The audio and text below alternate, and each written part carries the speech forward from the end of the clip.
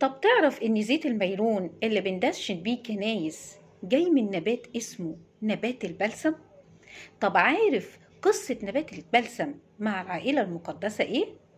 اسمع مني. هنكمل قصة العائلة المقدسة.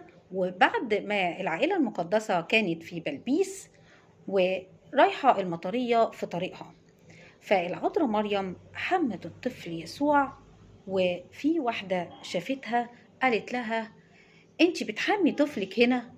والعذراء مريم ما ردتش عليها ولا كلمة.